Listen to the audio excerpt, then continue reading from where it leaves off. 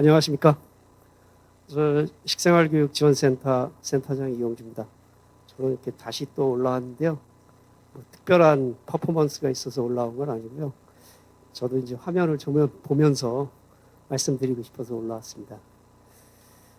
사실 이제 그 환경 교육센터하고 저희하고 2년 전에 MOU를 맺어가지고 그리고 작년에 이제 포럼을 같이 한번 했었습니다. 그래서 올해도 사실 저희가 이제 많이 배우고 있는데, 그래서 올해도 이제 뭔가 하나 있었는데, 그래도 오늘 요번에 포럼에 저희를 또 이렇게 불러주셔가지고 고맙습니다. 식생활교육지원센터를 간략하게 소개해드리면, 식생활교육지원법이 2009년도에 만들어지면서 농림축산식품부에서 이제 식생활교육을 국가에서 좀 시범적으로 한번 해보자 이렇게 추진이 되었고요. 그래서 13년 됐습니다. 그래서 저희가 이제 식생활교육 국민네트워크가 그 지원센터를 운영을 하고 있습니다. 그래서 13년째 지금 하고 있는데 매 5년마다 이렇게 이제 계획을 잡아서 식생활교육을 진행하고 있습니다. 2020년부터 24년까지가 이제 3차 년도에 들어가는데 5개년계 그 주제가 지속 가능한 식생활 교육입니다. 그래서 지속 가능한 시대에 식생활 교육을 어떻게 할 건가를 지금 거의 이제 끝나가고 있는데 식생활 교육이 가지고 있는 핵심은 먹거리와 식생활에 있어서 국민들이 어떻게 건강하고 행복한 생활을 생애 동안에 할 수 있는가라는 거에 대한 부분으로 시작을 했습니다. 그런 의미에서 이제 저희가 가치를 이제 환경, 건강, 배려 이렇게 이제 세 개의 단어가 지난 13년 동안 가치로 이렇게 왔는데 실질적으로 그러면 환경에 대해서 우리는 어떻게 접근해 왔는가? 사실 돌이켜보면 환경이라는 부분을 제대로 접근해 본 적이 과연 있었던가 이런 생각이 듭니다. 그래서 이제 그 지속 가능한 식생활이라고 이제 했지만 사실상 지속 가능한 식생활이라는 것이 우리 일상에서는 어떻게 해석이 되고 그것이 먹거리에서는 또 어떻게 우리가 이해를 하게 되고 일상에서 과연 지속 가능한이라는 것이 이 먹는 행위를 통해서 과연 증거가 될 수 있는가? 이런 거에 대한 부분이 많이 생각이 드는 겁니다. 그래서 오늘 이제 그 저희가 지속 가능한 식생활에서 그러면 가장 요즘에 이제 탄소 중립이라는 것으로 키워드가 이제 모아지고 있으니까 우리도 그러면 식생활 교육에서 탄소 중립 식생활 교육이라는 것을 한번 정리를 한번 해보자. 그게 이제 지난번 환경교육센터하고 많이 이제 저희가 도움을 받아서 이해를 하면서 올해는 그래가지고 한번 캠페인을 이제 만들었습니다. 탄소 중립 식생활 실천 캠페인 이 부분을 좀 설명드리려고 하는데요. 제목이 지구를 살리는 식탁 자연스럽게 먹어요입니다. 사실 이 먹는다는 행위는 개인적인 행위이기 때문에 그게 내 개인적인 행위가 지구를 살린다는 거가 과연 이게 금방 이해될 수 있는 것인가?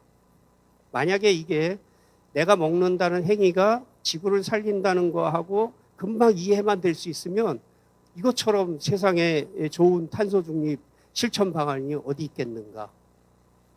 이런 생각이 들었던 거죠. 그래서 저희가 지구를 살리는 식탁 자연스럽게 먹어요라고 제목을 정했습니다.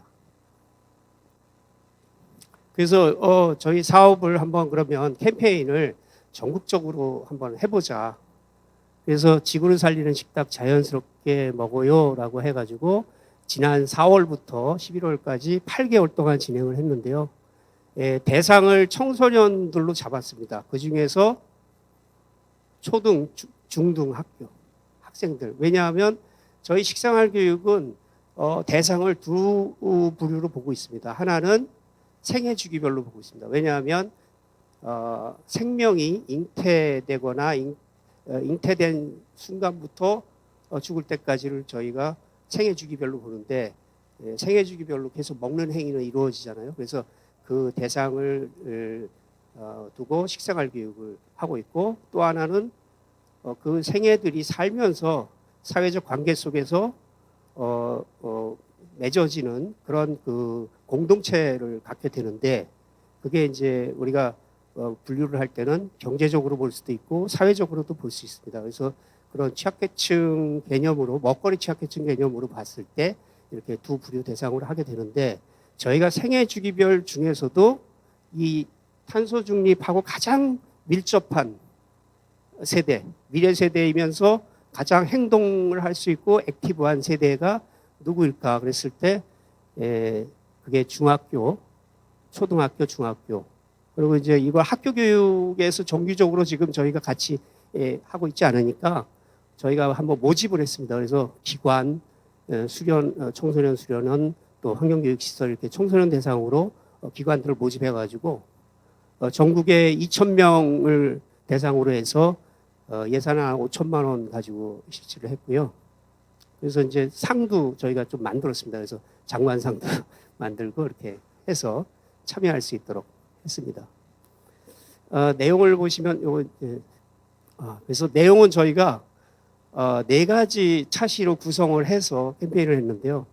자연스럽게 키워 먹기, 선택하기, 식사하기, 실천 캠페인 이렇게 4개로 되어 있습니다. 이렇게 4개로 짠 이유가 뭐였냐면, 우선 자연스럽게 키워 먹기는 뭐냐면 우리가 먹는 행위에 있어서 우리가 먹는 것들의 식재료는 다 자연에서 온 것인데요. 그 자연에서 왔다는 것으로부터 자연과 친해지는 것을 통해서 먹거리에 대한 이해도를 높여야 된다. 그래야지 그 다음에 뭔가 시작이 될 텐데, 그래서 자연스럽게 그런 그 자연과 친해질 수 있는 가장 좋은 방법은 길러보는 거죠. 우리가 애완동물 키우듯이 이렇게 텃밭을 한번 만들어 보는 겁니다. 그래서 자연스럽게 키워먹기라는 키워드였고, 두 번째 차시는 자연스럽게 선택하기인데요. 여기서 보면 이제 문난이 농산물로 되어 있잖아요. 우리가 먹는 것에 대한 평생 동안에 먹는 것은 선택적으로 먹게 됩니다. 그리고 그 먹는 것들 선택을 하기 위해서 많은 정보들을 받게 되는데, 그 정보들에 있어서 내가 선택을 어떻게 할 것인가에 대한 부분, 이런 부분들이 두 번째. 그래서 저희가 이제 못나이 농산물을 가지고 자연스럽게 선택하기, 여기 선택하기에는 표현과 선택이라는 게 같이 갑니다. 그래서 내가 먹거리에 대해서 어떻게 표현하고 그 표현한 것이 선택으로 이루어지는 과정입니다. 그것을 가지고 하게 되는 거고요. 그 세 번째 이제 식사학인데요. 자연스럽게 식사학이라고 했던 거는 뭐냐면, 그 중에 이제 음식물 쓰레기 줄이기입니다. 그래서 남기지 않는 식사, 아까도 이제 그런 많이 나왔습니다. 앞에 교보 생명에서도 나왔고, 근데 이 남기지 않는 식사, 음식물을 남기지 않기 위해서는 그냥 단순히 다 먹는 게 문제가 아니고요. 남기지 않을 만큼 만들어야 되고, 또 남기지 않을 만큼 덜어야 되고, 내가 충분히 소화할 수 있을 만큼 먹는 거고, 그 남기지 않은 거를 또 남았다 쓸 때도 그 남긴 것에 대한, 아무리 그렇게 잘해도 좀 남게 되겠죠. 남긴 것에 대한 처리 방법을 알게 되는 겁니다. 그래서 여기서는 자연스럽게 식사하기에 저희가 중점을 두고 있는 핵심이 뭐냐면, 습관을 어떻게 길들일 것인가라는 겁니다. 자기 스스로의 식관을 어떻게 만들 것인가, 먹거리 습관. 만약에 이 먹거리 습관이 제대로 들게 되면 평생 동안 그 실천을 할 수 있겠죠.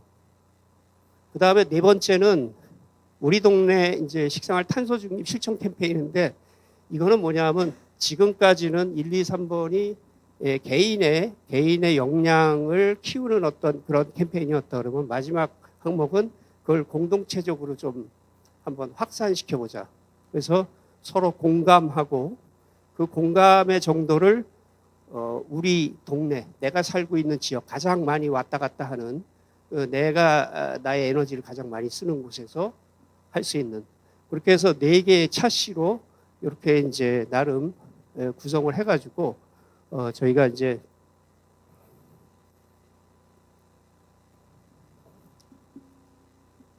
하게 됐는데요. 콘텐츠를 이제 좀 제공을 했습니다. 활동지를 좀 보내서 오늘 저희 한주희 차장이 이렇게 자료를 아마 좀 보내가지고 지금 아마 받아보셨을 텐데요.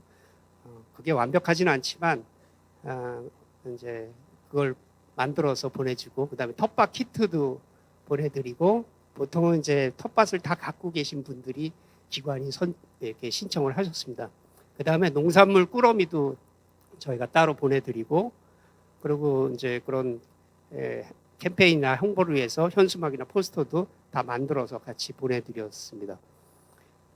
그렇게 이제 진행을 했는데 그러면서 이제 저희가 만든 그 프로그램 책을 이거는 이제 어떤 학생들이 스스로 하는 거지만 그래도 선생님들이 같이 이렇게 하는 차원에서 저희가 활동 지도 가이드를 따로 만들어 가지고 초등용하고 중등용 이렇게 따로 만들어서 그것도 같이 보내드렸습니다.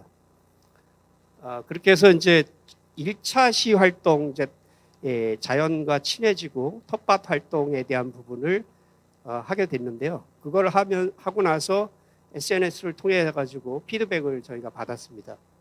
그래서 굉장히 사진이 많이 올라왔는데 이렇게 이제 아이들이 실제 기르는 행위를 하게 됐고요.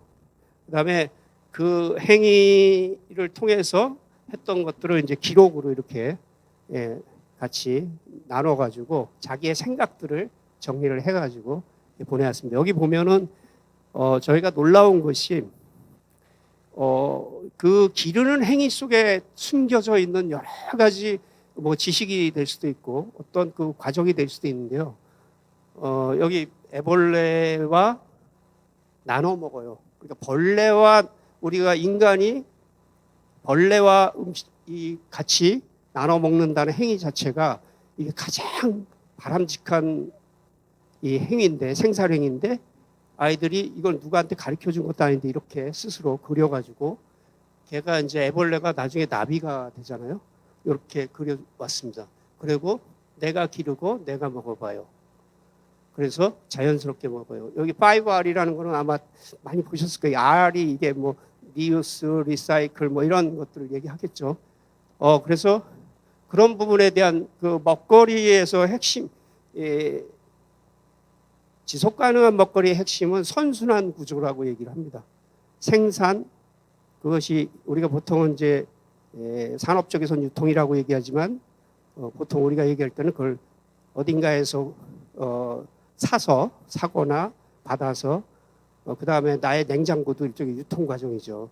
우리가 먹기 직전에 거기까지. 그 다음에 그거를 소비, 우리가 먹는 행위, 그 다음에 폐기 이런 과정이 뭔가 하나로 돌아가고 있다라는 게 이제 선순환 과정이라고 보고 실질적으로 지속 가능한 시대의 정책은 그 선순환 과정을 고려해서 생산 정책을 짜라, 선순환 과정을 고려해서 유통 정책을 짜라 이렇게 하는 게 이제 지속 가능한 시대인데요.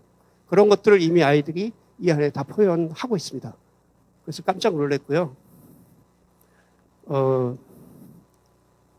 그렇게 해서 이렇게 이제 저희가 보내준 그 프랭카드를 가지고 이렇게 마무리를 자기들이 져가지고 한 경우입니다.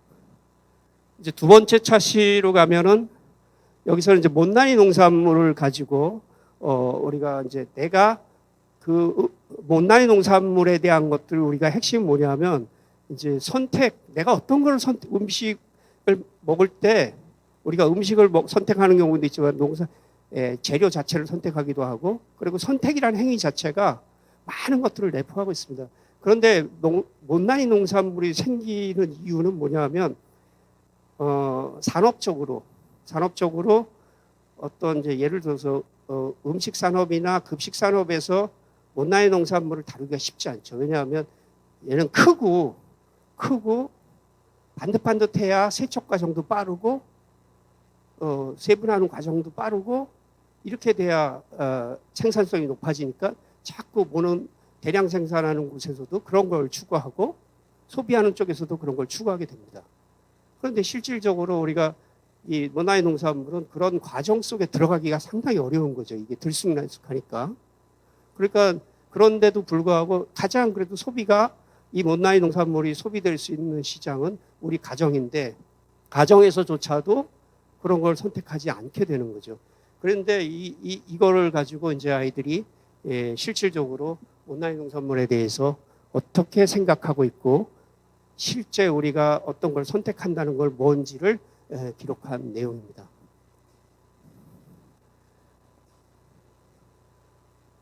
그래서 여기 이렇게 보면 나는 못생겨서 버려졌어 이렇게 그림도 그리고 이런 과정 속에서 실제 구운 신춘문예는 뭐냐면 구운 초등학교 아이들이 작성한 건데요. 거기에 지구를 지키는 식생활 그래가지고 쭉 얘기를 담고 있습니다. 그래서 저희가 이 과정도 또한 못나이 농산물에 대해서 저희가 뭐 이러쿵저러쿵 얘기하지 않았는데 아이들 스스로 이런 내용들을 찾아가지고 이렇게 정리를 했다는 것 상당히 놀라움을 느꼈습니다. 그 다음에 그렇게 해서 아이들이 실질적으로 이제 그걸 가지고 소개도 하고 그거에 대한 이름도 붙이고 그리고 그걸 또 어떻게 만들어 먹고 이런 것까지 이렇게 발전해서 스스로 다 이렇게 만들어 나가는 과정을 했고요. 그 다음에 이제 3차 시가 요건 요 원나라 용사물 2차 시까지 돼 있는 거고요. 그 다음에 이제 3차 시 활동으로 들어오면은 그 음식물 쓰레기 줄이기라고 하는 키워드지만 실질적으로 우리가 바라는 것은 뭐냐면 어떻게 애들에게 이건 자기 스스로 식습관을 내 눈높이에서 만들 것이냐 그리고 내 스스로 어떻게 그 식습관을 지켜나갈 것인가라는 것에 초점을 맞추고 있습니다. 그래서 보면은 아이들이 나의 식생활에 대한 이렇게 저걸 만들고 키워서 먹고 아침밥 먹고 하루에 물 한 잔, 10잔 먹고 이렇게 스스로 자기 거를 이제 이렇게 만들어 가는 겁니다. 실천 사항을 적어서 그거를 스스로 해나가는 거죠. 그게 구축이 돼야 평생에 있어서 그 식습관을 통해서 실천하게 되는 거죠. 그래서 그런 부분들이 3차 시에서도 이렇게 드러났고요. 이거는 이제 이것도 이제 3차 시 활동에 들어가 있습니다. 그 다음에 4차 시 활동은 뭐냐 하면 지금까지 그런 그 과정들을 우리가 이제 지속 가능한 먹거리 탄소 중립이라는 것은 내가 탄소를 줄였다고 해서 그 탄소가 내 머리 위에만 떠댕기는 게 아니잖아요. 이렇게 내 방 안에만 있는 게 아니잖아요. 그러니까 내가 내 사는 곳에 머리 위에 있는 탄소는 저기 어디 멀린가에서 올 수도 있고 내가 뱉어낸 것보다 훨씬 많이 내 머리에 떠돌 수도 있는데 그걸 줄인다고 하는 것은 우리가 같이 공동체 의식을 어떻게 가져갈 거냐. 그러면 먹거리에 있어서 공동체 의식은 어떻게 만들고 형성할 거냐라는 부분이죠. 그래서 아이들에게 이제 4차 시는 그런 거에 초점을 맞춰가지고 이제 활동을 할 수 있도록 유도를 했습니다. 그래서 쓰레기 버리지 말자 자기 스스로 이제 캠페인을 만드는 거죠. 이렇게 동네에서. 그래서 이렇게 활동들을 했고 네, 그렇게 이제 자꾸 넘어가는데. 예. 그렇게 해서 이제 4차 시까지 저희들이 이제 활동을 쭉 정리를 했는데 핵심은 그거였습니다. 그러니까 저희가 의도했던 것보다 훨씬 많은 지식과 통찰력을 가지고 있다. 그리고 스스로 이런 것들을 발견하고 해나갈 수 있는 그런 액티브한 어떤 그런 그 행위들도 하고 있다. 굉장히 미래가 밝다라는 생각이 들었습니다. 그래서 저희가 그 했던 캠페인 사례집을 이렇게 만들었습니다. 요거는 이제 저희한테 연락을 주시면 저희가 보내드리고요. PDF도 있으니까요. 예. 그래서 이거는 그렇게 하고 사실 이제 먹거리에 있어서 탄소 중립은 뭐 여기저기서 말은 많았지만 실질적으로 어떻게 실천할 것인가라는 것을 구체화시킨 경우가 거의 없습니다. 이렇게 조사를 해보면 실질적으로 탄소 배출량에서 먹거리 시스템에서 탄소 배출량이 19년 기준으로 약 16% 정도 된다고 그래요.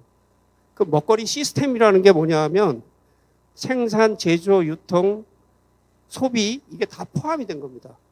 그런데 이거는 사실 정확한 통계는 없어요.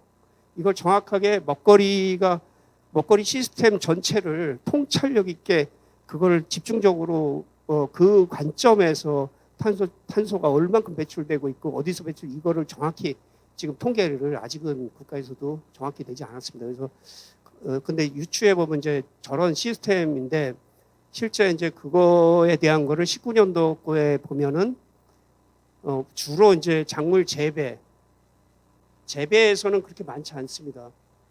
가축 사육 10.3%. 근데 이제 음식물 제조비 6.5%. 그다음에 음식점 40%, 유통에서 27% 이렇게 해서 100% 이렇게 돼 있는데 실질적으로 이건 탄소 배출 비율을 19년도에 이게 정확하지는 않지만 이렇게 돼 있고 그다음에 서울시에서 조사한 거를 보면 식품 폐기량을 얼마나 나오나 어디서 얼마나 나오나를 보니까 실제 이 가정에서 나오는 양이 상당히 많습니다. 가정에서 나오는 양이 의외로 굉장히 다른 데 비해서 외식 급식보다 가정에서 배출되는 음식물 쓰레기 양이 서울시 거를 보면 상당히 많습니다. 그러니까 우리가 지금 어떻게 생활하고 있는지가 대충 이제 여기서 보여지는데요.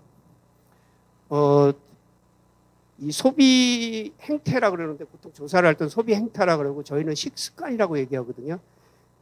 사람들이 지금 어떻게 먹고 있고 그 행위 속에서 이 탄소 배출이 얼마나 이렇게 이루어지고 있는가 보면 실질적으로 우리가 먹고 있는 그 소비를 보면 탄수화물 그러니까 쌀 소비는 계속 줄어들고 있잖아요. 쌀 소비는 줄어들고 있는데 이 지방질하고 단백질 소비가 굉장히 늘어나고 있습니다. 근데 단백질 소비보다도 지방의 소비가 훨씬 많이 늘어나고 있습니다. 그리고 그 지방 소비에 가장 많은 게 돼지고기, 닭고기고요. 그 전에는 단백질 소비의 19년도까지만 해도 단백질 소비원이 수산물에 많이 있었습니다. 근데 그게 19년부터 역전이 돼가지고 그게 이제 닭고기, 돼지고기, 소고기 이렇게 넘어옵니다. 그래서 육류 소비가 우리나라에서 지금 급격히 증가하고 있는 상황입니다. 그러니까 그거는 그 음식물 쓰레기나 탄소 배출하고도 상당히 영향을 많이 미치고 있어요. 그래서 식습관이 굉장히 중요한데 실질적으로 육류 소비를 보니까 곡류나 서류 이런 거보다 육류가 이렇게 굉장히 그래프가 올라가 있잖아요. 그래서 지금 소비가 우리가 실질적으로 이렇게 먹고 있구나. 아이들도 당연히 이렇게 먹고 있겠죠. 그래서 그 안에서 아까 아이들이 했던 그런 그 내용들은 엄청난 반전입니다, 사실상. 그래서 저희가 이 식습관의 변화, 식생활을 변화하면 어떤 효과가 있을까를 보면 크게 두 가지로 볼 수 있습니다. 아까 보셨지만 육류 소비를 줄이는 거하고 채소를 늘리는 건데 자연에 가깝다라는 것은 채소의 소비량을 늘릴 수 있는 계기가 되는 겁니다. 그래서 채소 소비를 증가시키고 육류 소비를 감소시키는 것이 우리가 식생활에서 탄소를 줄일 수 있는 가장 좋은 방법인데 이 두 가지를 우리가 실천적으로 만약에 했을 경우에 실질적으로는 이렇게 효과가 나타날 거다. 가축 사육이 감소하고 가축 사육에 들어가는 생산 에너지도 당연히 감소할 거고 그렇게 되면 뭐 장내가스 배출도 줄어들고 가축 분뇨도 줄어들고 뭐 이렇게 쭉 되겠죠. 그다음에 채소 증가가 증가하게 되면 채소에 대한 관심과 이런 것이 늘어나게 되고 그렇게 되면 자연히 이제 친환경에 대한 생산이 증가할 거고 지역에서 농업이 활성화가 될 거다. 그러면 그런 부분에서 화학 비료나 농경지의 탄소가 줄어들 거고 에너지가 감소할 거다. 이렇게 이제 보는 거죠. 그러니까 내가 먹는 행위 하나하나 자체가 저렇게 파급 효과가 일어날 수 있다라는 겁니다. 그래서 이거는 이제 정부에서는 그럼 어떻게 하고 있냐? 정부에서는 그런 문제를 뭐 여러 가지 다 알고는 계신 것 같아요. 그래가지고 나름 정리를 해서 실천적으로 이렇게 잡고 있습니다. 그래서 그 안에 저탄소 메뉴를 보급하거나 교육을 하거나 뭐 이런 부분들도 물론 이제 잘하고 있는지는 잘 모르겠습니다. 어쨌든 그렇게 잘 정리는 해놨더라고요.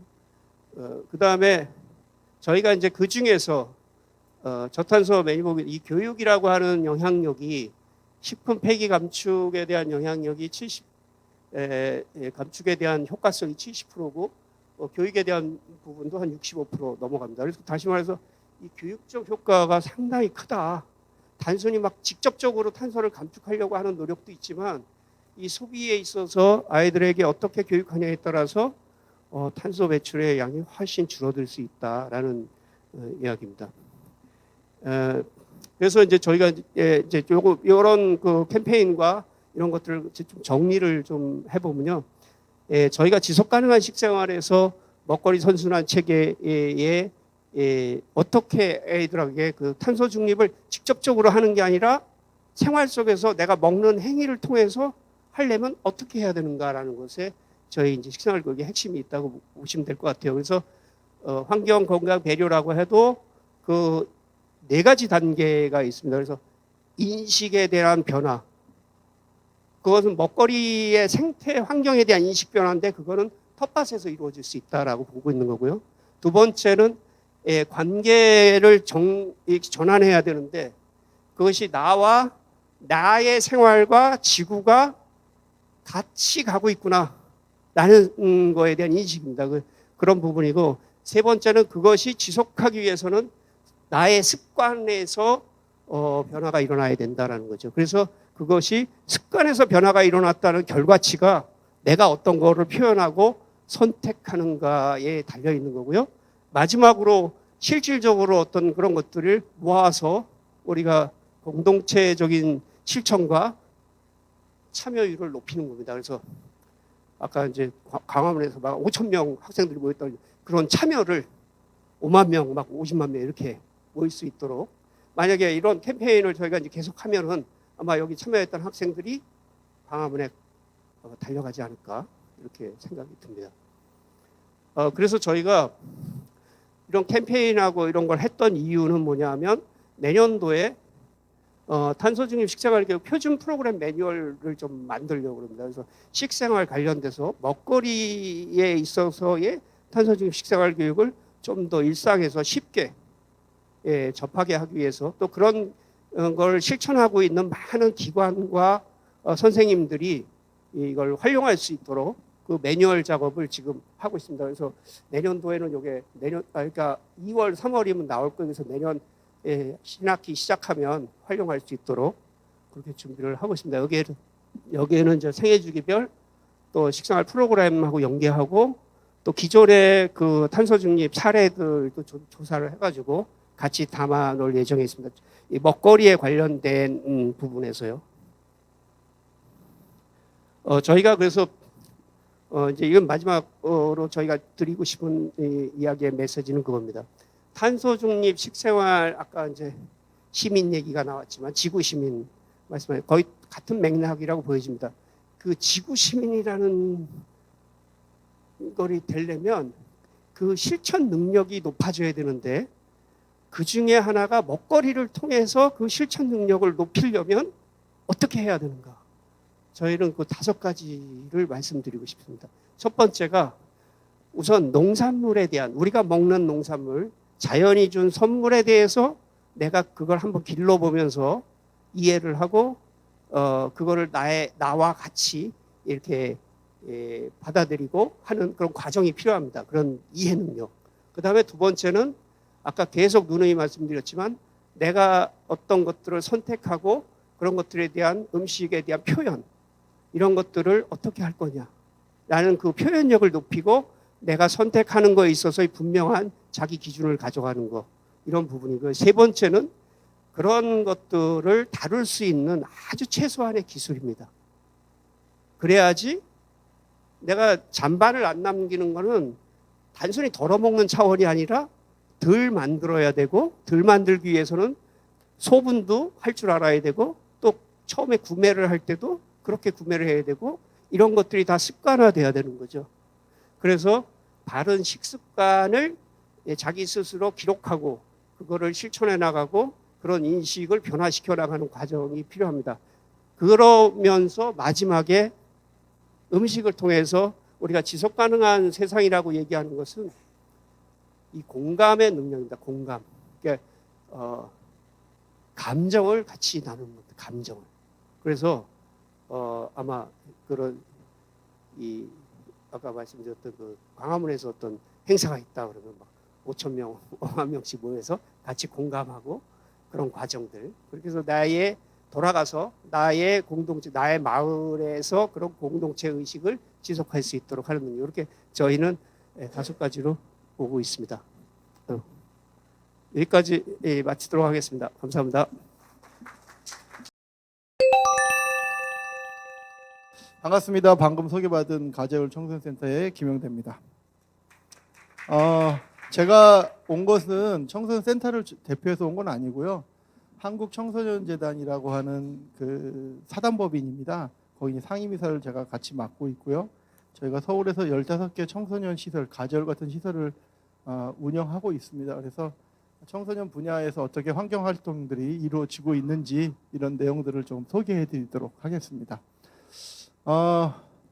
뭐 다들 아실 거예요. 환경이 사실 다 큰 어른들한테 교육해봐야 이미 고착된 머리로 얼마나 변화되고 미래를 기대할 수 있겠어요. 그래서 저희는 이것이 청소년 활동과 함께 해야 된다는 얘기들을 꾸준하게 해왔고, 우리 국가환경교육센터 제가 작년부터 운영자문위원회를 하면서 제가 김인호 센터장님한테 얘기를 많이 했습니다. 그동안 환경교육을 보면 학교 중심의, 단체 중심의 교육을 했는데 현장 중심의 좀 생생한 청소년 환경활동이 필요하다라는 것들을 좀 말씀을 드렸고, 그 건의가 좀 잘 받아들여서 올해 공모를 통해서, 그냥 한 건 아니고 공모를 통해서 저희가 환경교육 수행 청소년 지도자 대상 역량 강화 연수라고 하는 연수를 하게 되었습니다. 내용은 있었던 경과, 실적, 어떤 성과가 있었는지 하면서의 어떤 평가에 대한 분석, 그리고 앞으로 이렇게 됐으면 좋겠다 하는 내용으로 나누어서 보고를 드리도록 하겠습니다. 일단 지속가능한 미래 기후 환경 적응 뭐 이렇게 운영 계획에서 있는 여러 가지 해야 될 우리가 목표들을 설정을 하고, 특히 세 번째 청소년 대상 특화 환경 교육 프로그램을 개발 운영 전문 역량을 제고하기 위해서 실시됐다 하는 것들을 먼저 볼 수 있고요. 운영 현황은 그 2014년 4월부터 11월까지 두 번의 교육을 했습니다. 단순하게 이 교육에서 어떤 효과가 있겠냐 하시겠지만, 저리로서는 청소년 지도사를 대상으로 이런 환경 교육을 좀 따로 했다, 전문적으로 했다 하는 것이 굉장히 아주 처음 있는 일이었기 때문에 굉장히 좋은 또 반응, 또 호응이 있었다고 생각을 합니다. 청소년 분야의 활동을 하게 되면 청소년 정책은 여성가족부에서 담당하죠. 다 아실 거예요. 하도 말이 많고 탈이 많아서 이번에 예산도 다 220억이 다 삭제가 되고. 그런데 청소년 지도사, 청소년 분야에서 활동을 하면 자격증이 두 개가 있습니다. 하나는 청소년 지도사 자격증이라는 게 있고요. 하나는 청소년 상담사라는 자격증이 있습니다. 청소년 상담사는 청소년 상담을 하기 위해서 1, 2, 3급이 되어 있고, 상담복지개발원이라는 곳에서 지금 부산에 있고요. 청소년 지도사는 한국청소년활동진흥원이라는 곳에서 여가부의 위탁을 받아서 1, 2, 3급으로 되어 있습니다. 요거는 이제 국가에서 운영을 하고요. 이 지도자들 관리는 이제 청소년활동진흥원에서 하고 있는데, 사실 이 환경교육사가, 여기 혹시 환경교육사 자격증 갖고 계신 분 얼마나 되세요? 역시 환경하시는 분이라 대단합니다. 들어가려고 해도 들어가지를 못해요. 예, 정말 그만큼 굉장히 아주 치열하고, 과정도 제가 이번에 강의를 이제 한번 맡아서 해봤는데 과정도 길고 내용도 굉장히 깊게 가르치더라고요. 그래서 저희가 환경교육사까지는 안 되더라도 좀 청소년 지도사들이 환경교육에 대한 좀 새로운 이미지, 또 환경에 대한 정책, 왜냐하면 여성가족부 내에 없기 때문에 이런 것들도 교육했으면 좋겠다 해서 했던 것이 바로 연수였습니다. 그래서 청소년 수련시설협회, 단체협의회, 서울시 청소년시설협회, 저희 청소년 재단 등 같이 해서 함께 홍보를 했고요.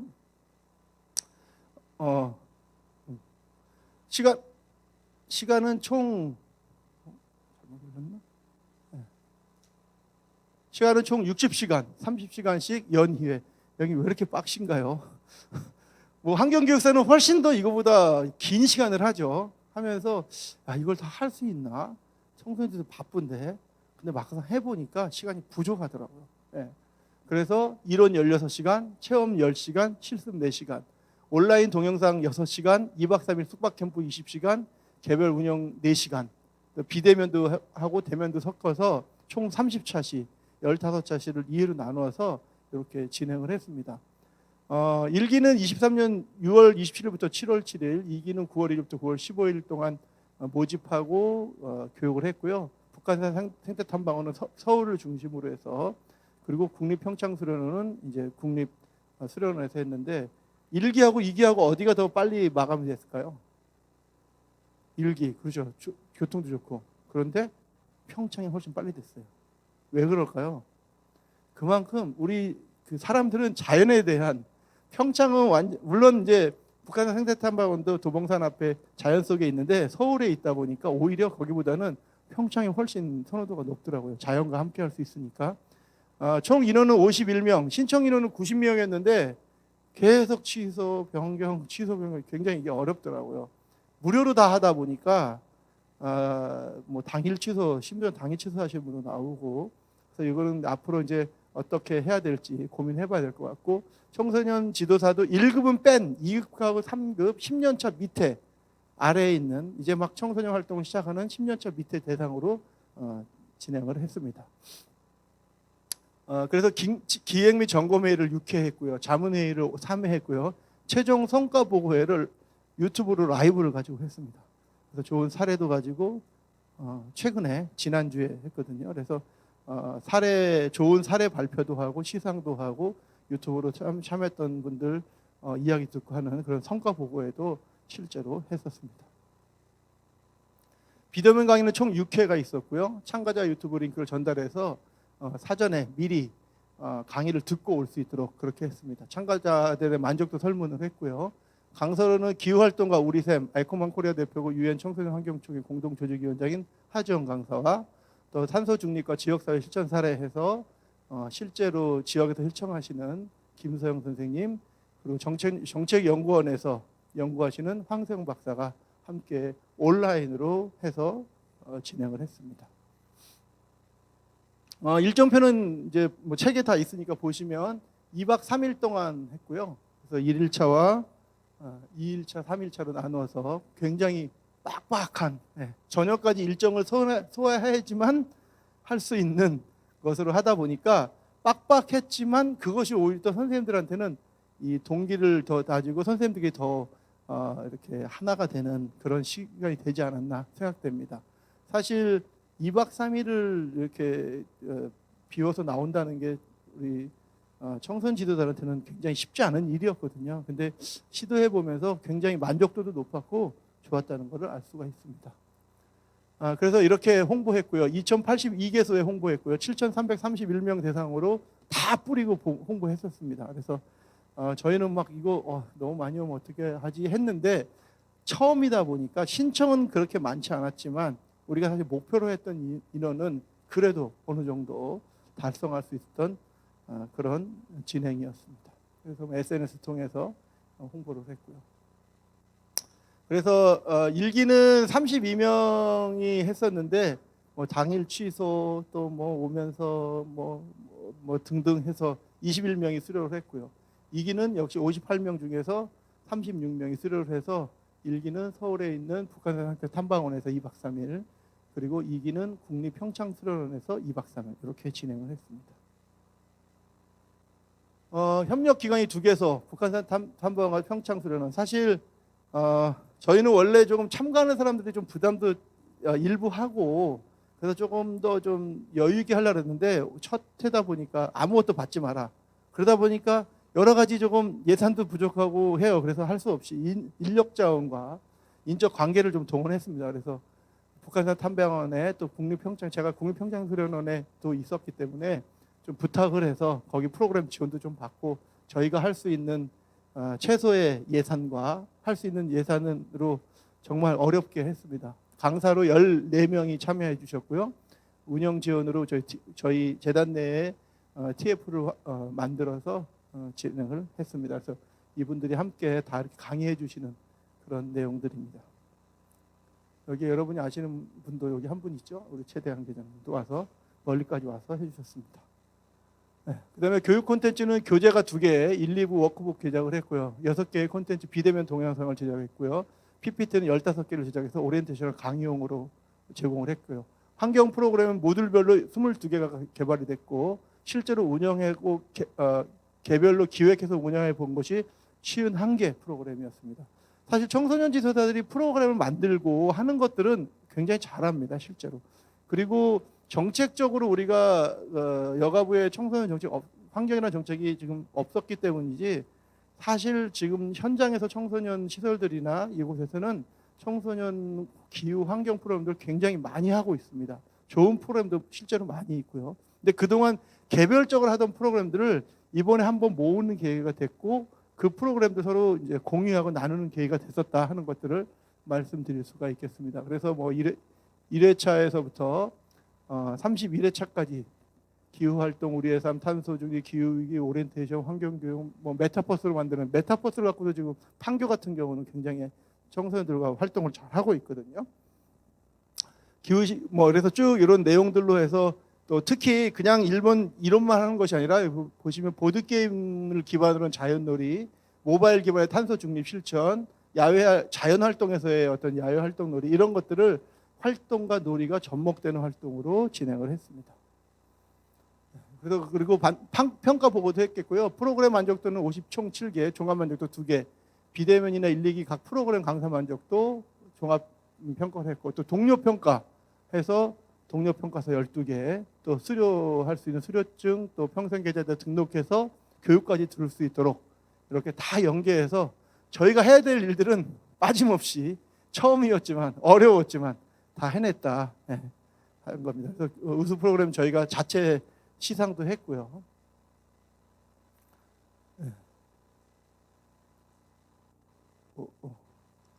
안 그죠?